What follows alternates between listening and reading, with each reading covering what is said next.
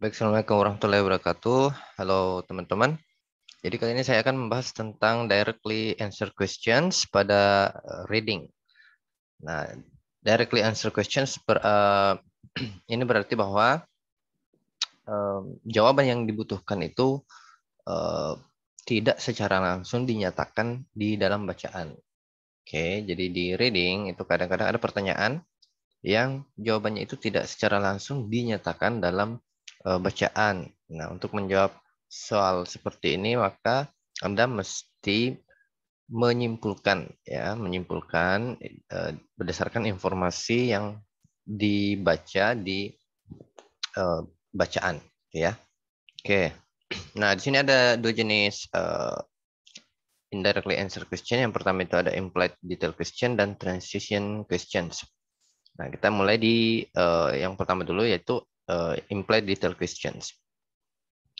Nah, ciri-ciri dari pertanyaan implied detail questions itu ada kata implied, inferred, likely, dan probably. Oke, nah jadi ketika teman-teman menemukan kata-kata ini, berarti Anda mesti menyimpulkan jawabannya ya. Jadi berarti jawabannya itu tidak akan Anda temukan langsung di bacaan, nah, tapi Anda diminta untuk menyimpulkan. Oke, nah di sini ada contoh soal ya. Nah, which of the following is probably not a Hawaiian word? Oke, yang manakah di bawah ini yang kemungkinan bukan. Jadi bukan Hawaiian word, bukan bahasa Hawaii ya, bukan uh, dari bahasa Hawaii. Oke, nah jadi caranya ya tetap fokus di kata kunci atau kata yang ditanyakan. Kemudian cari kata kunci di bacaan. Ya, jadi cari kata yang ditanyakan itu di dalam bacaan. Scan ya, istilahnya di scan gitu ya. Nah, misalnya di sini the Hawaiian language. Nah, itu ada ya. Nah, Anda baca, kita baca tuh ya. Oh, di sini ya. Oke. Nah, the Hawaiian language is a melodious language in which all words are derived from an alphabet of only 12 letters. The five vowels, jadi terdiri dari five vowels, A, E, I, O, U ya, and seven consonant dan 7 huruf mati ya. Okay, each syllable in the language ends in a vowel. Okay, masing-masing suku kata itu berakhir vowel. And two consonants never appear together. Dua konsonan, dua huruf hidup itu tidak pernah muncul bersamaan. Jadi nih, never appear together, tidak pernah muncul bersamaan. So vowel have a much higher frequency in the Hawaiian language than they do in English. Jadi pada bahasa Hawaii ini penggunaan huruf vowel, huruf hidup itu lebih jauh lebih banyak gitu ya. Oke. Nah, bisa lihat di sini jawabannya di sini yang C ya, yang C karena tadi di informasi itu dikatakan two consonant never appear together. Two consonant never appear together. Nah, berarti di sini jawaban yang tepat adalah yang C karena oke, di sini ada dua konsonan yang muncul bersamaan ya, K dan L. Nah, sedangkan yang ditanyakan kan tadi yang bukan Hawaiian word, yang bukan Hawaiian word. Oke. Kita lihat each informasinya itu each syllable masing-masing suku kata itu berakhir dengan vowel. Nah, coba lihat yang A, yang B, yang D itu berakhir dengan vowel ya, suku katanya ma, ha, lo. Nah, tuh semua berakhir dengan huruf vowel mahalo. Oke, mahi, mahi, moana. Oke. Nah, yang C satu-satunya yang terdapat konsonan yang muncul bersamaan. Ya, maka jawabannya itu berarti yang C ya, karena bukan dia bukan Hawaiian word. Kalau Hawaiian word itu dua konsonan itu tidak pernah muncul bersamaan. Nah, jadi seperti itu. Oke, kita lanjut ya. Oke, jadi perlu diingat tadi jenis pertanyaannya itu sepertinya it is implied. Jadi ada kata implied in the passage that it can be inferred. Okay, it is most likely that, dan what probably happened. Oke, okay. Caranya tadi itu ya, choose a keyword ya. Jadi tetap pilih kata yang ditanyakan ya dan cari di bacaan ya. Oke. Ingat Anda diminta untuk menyimpulkan ya. Contoh di sini ya, kita ke exercise namanya. Oke. Nomor 1, it is implied ya. Jadi ada kata implied. It is implied that in the passage it is implied in the passage that if a kayak has two holes, then ya jika kayak memiliki dua lubang ya. Jadi kata kuncinya ini ya. Oke, holes ya, lubang. Nah, jika kayak memiliki dua lubang,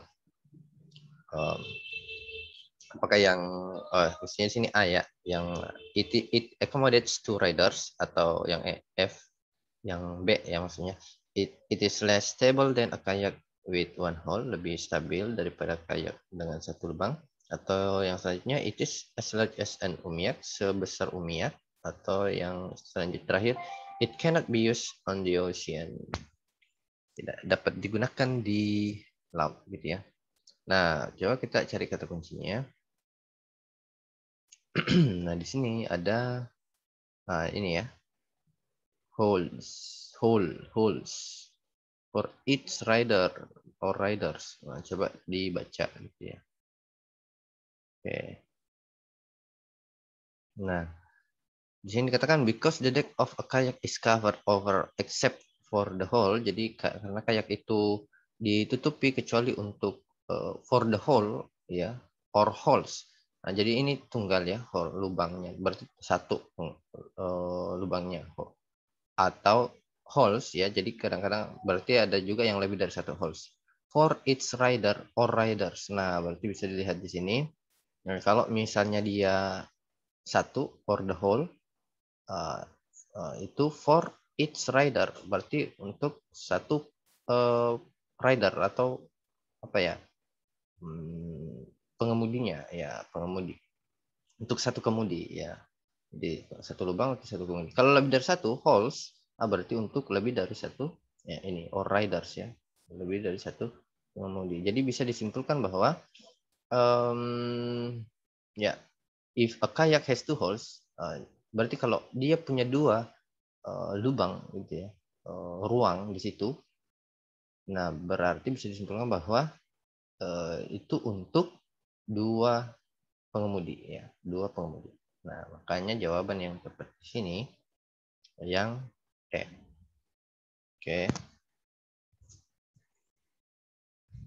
Oke, jadi seperti itu.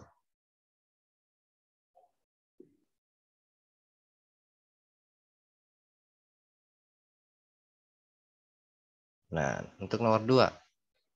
It can be inferred from the passage that an example of the animals mentioned might be a kangaroo, a snake, a whale, paus, or a salmon ya, atau salmon. Oke, nah, cari tuh berarti kata kuncinya tadi ada di animals ya, the animals mentioned, the example of the animals. Kita cari contoh yang disebutkan, yang menyebutkan animals ya. Di sini ada nih larger animals ya, ada animals. Berarti baca dulu kalimat yang memuat ini ya, kata animals. Oke, the umiak is used to haul belongings from campsite to campsite, and it is used for hunting larger animals. Jadi digunakan umiak ya, umiak, dia membahas umiak di sini, digunakan untuk memburu binatang yang lebih besar, yang terlalu besar untuk diburu menggunakan kayak. Oke. Jadi umiak digunakan untuk memburu binatang yang lebih besar, gitu ya, binatang yang lebih besar. Nah, kira-kira yang dimaksud binatang yang lebih besar di sini apa? Nah, itu yang diminta di soal. Oke, seperti apa gitu binatang yang lebih besar yang terlalu besar untuk diburu menggunakan kayak. Oke, yang A, kangaroo, ya, bukan ya, karena kangaroo ini binatang darat, gitu ya. Snake juga bukan ya. Oke, berarti antara whale dan salmon. Nah, karena di sini dia mengatakan digunakan untuk memburu binatang yang lebih besar, yang terlalu besar untuk diburu menggunakan kayak. Nah, maka jawaban yang paling tepat itu adalah whale ya. Oke, paus ya. Oke.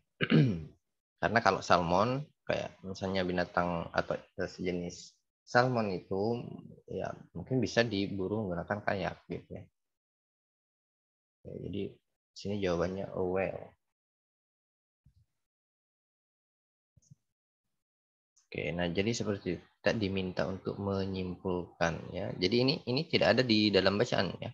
Informasi ini tidak ada dalam bacaan langsung secara langsung. Jadi harus disimpulkan ya. Oke. Nah, jadi seperti itu. Nah, untuk yang selanjutnya, skill 7, itu tentang transition question. Transition question ya, yang tadi implied question. Nah, sekarang ini adalah transition question. Nah, ini juga adalah jenis pertanyaan yang dimana kita harus menyimpulkan ya. Nah, di sini untuk transition question itu ciri-cirinya ada dua ya. Itu kata preceding ya dan following. Oke. Preceding. Nah,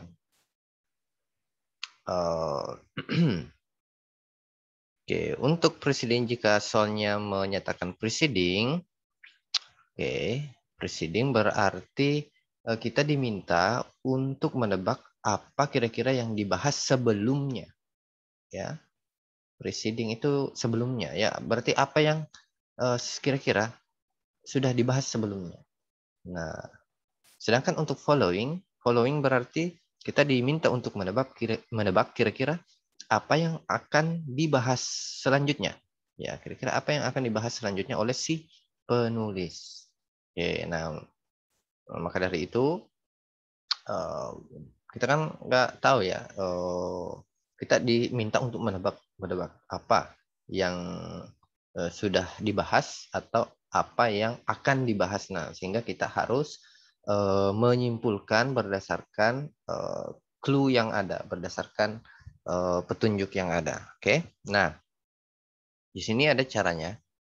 Oke, nah jika pertanyaannya itu menanyakan preceding atau apa yang sebelumnya kira-kira yang sebelumnya itu dibahas, oke, yang dibaca itu adalah the first line.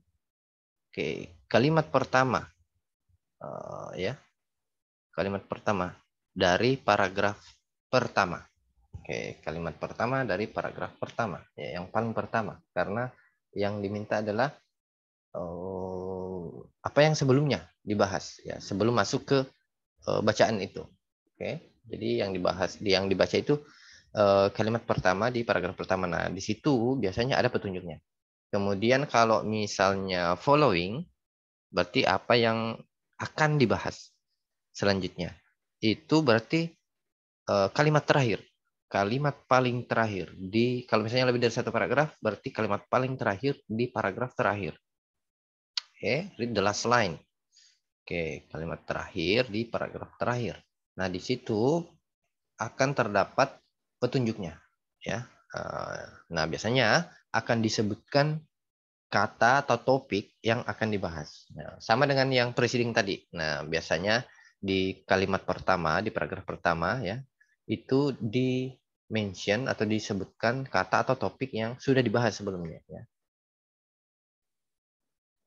Contoh. Oke. Oh ya, di sini Anda diminta untuk menyimpulkan ya, berdasarkan Ya, berdasarkan jawaban yang ini ya. Choose the answer that is reflected in the first or last line for the passage. Oke. Oke, jadi pilih jawaban yang kira-kira sesuai dengan apa yang disebutkan atau sesuai dengan clue atau petunjuk yang sudah disebutkan di first line atau di last line tadi. Kita langsung aja ke contoh biar lebih mudah ya. Nah, contoh. Di sini dikatakan the paragraph preceding this passage most probably discussed. Berarti the paragraph preceding this passage. Jadi paragraf sebelumnya paragraf ini ya, sebelum bacaan ini, paragraf sebelum bacaan ini kemungkinan besar itu membahas tentang apa gitu ya. Dia kira-kira membahas tentang apa nih sebelumnya. Oke, nah tadi kalau preceding itu berarti Anda diminta untuk menebak apa yang dibahas sebelumnya dan caranya adalah dengan membaca kalimat pertama. Oke, di paragraf pertama, kalimat pertama di paragraf pertama. Contoh, di sini dikatakan another myth of the ocean concerns Davy Jones. Oke. Another myth of the oceans. Nah, berarti bisa disimpulkan. Oke. Nah, di sini kan artinya ini another myth of the oceans. Jadi mitos lain mengenai laut itu adalah Davy Jones. Ya, mitos lain. Nah, berarti bisa disimpulkan bahwa sebelumnya si penulis itu sudah membahas tentang salah satu mitos di laut. Ya. Oke. Nah, di bagian ini yang sekarang ini dia membahas satunya lagi, another myth ya,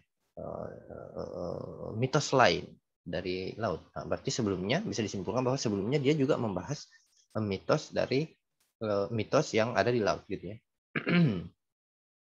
Oke. Nah, berarti kalau dilihat pilihan jawabannya, the youth of Davy Jones' career as a sailor, different traditional story from the ocean, preparing to travel on the ocean. Nah, berarti jawaban yang paling tepat yang merefleksikan yang tadi ya, mitos itu adalah a different traditional story. Ya, jadi kan sama traditional story ya, mitos.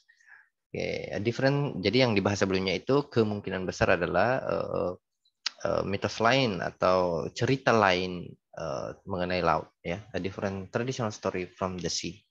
Oke, jadi seperti itu. Jadi ada kata kuncinya biasanya di sini, ada petunjuknya. Dan kemudian Anda simpulkan gitu ya. Nah, kita ke contoh soal yang lain.